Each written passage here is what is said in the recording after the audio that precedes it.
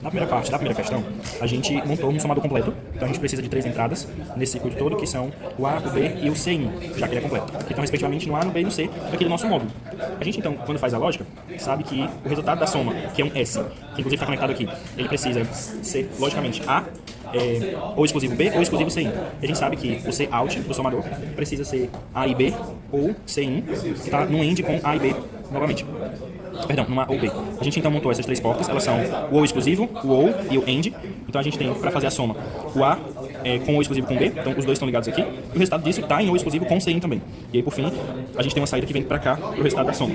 Além disso, a gente faz o C out, colocando o A e o B pelo circuito AND, e a gente faz também um A ou B e Cin. Então a gente tem um A ou B daqui, que está junto com um I Cin. Quando a gente faz o ou entre os dois, então a gente traz os resultados para cá, a gente tem o C out.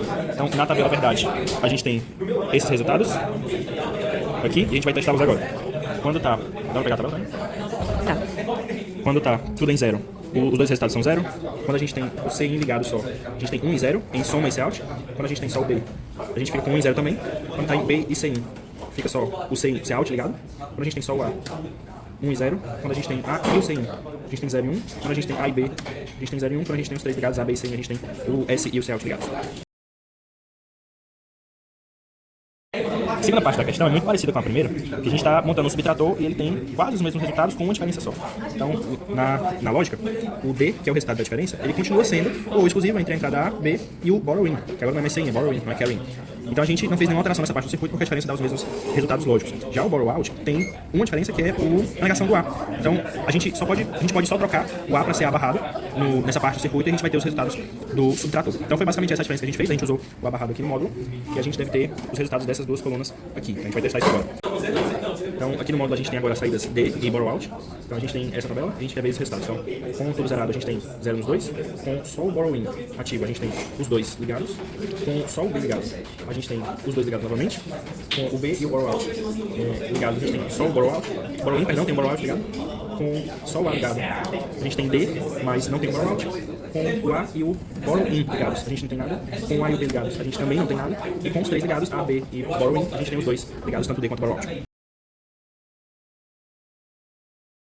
Na questão 2, a gente está trabalhando com uma unidade aritmética lógica e nosso objetivo é fazer algumas operações com 2 valores de 4 bits, que a gente chamou de A e de B.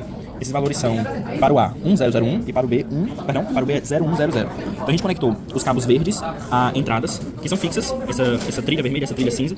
As entradas fixas vão dar para cada uma das portas de entrada do A um valor fixo. Então a gente tem o A3 como 1, o A2 como 0, o A1 como 0 e o A0 como 1, conforme o número de 4 bits. A mesma coisa a gente fez para o valor B. A gente quer então testar nessa unidade as 3 operações que a questão propôs. A primeira delas é A mais B. E aí a gente olhou no datasheet, a gente está usando essa linha aqui de A mais B, que é uma linha que...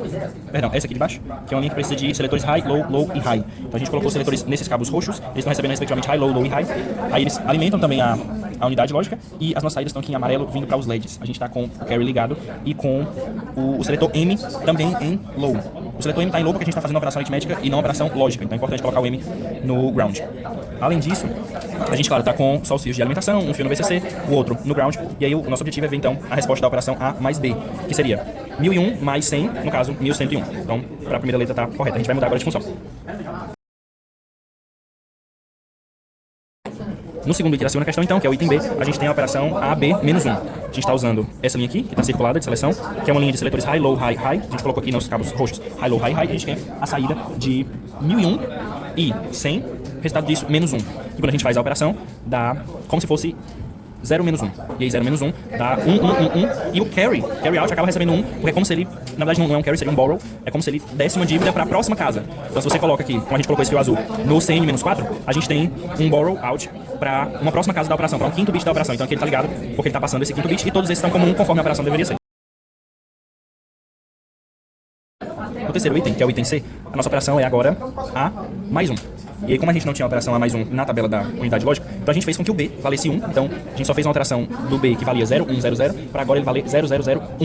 E aí, com isso, a gente faz a seleção de A mais B, só que como o B está sendo 0, 0, 0, 1, então é praticamente o mesmo que A mais 1. Então, o resultado deveria ser o 1001 mais 1, que é 1010. Então, a gente tem 1, 0, 1, 0, conforme é para ser a operação, a gente não tem carry, diferente do item B, porque quando você soma A mais 1, você não tem um carry indo para o próximo bit. Então, essa foi a resposta dos 3 itens da questão 2. Na questão 3, a gente vai fazer então uma terceira operação, que é A menos B menos 1, e a questão pede que o resultado dê negativo. Então a gente alterou o valor de A, que era 1001, agora ele vai ser só 1, a gente só mudou o dígito mais significativo de 1 para 0.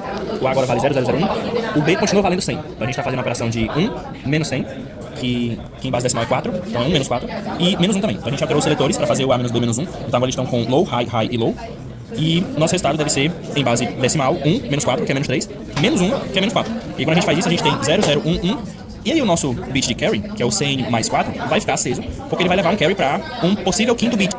Então, essa nossa representação é a representação de sinal de magnitude, em que esse 100 mais 4 é o bit de sinal, é o nosso borrow, e ele está aceso porque esse número é negativo. Então a gente tem o negativo de 4 representado aqui, porque ele é 1 menos 4 menos 1.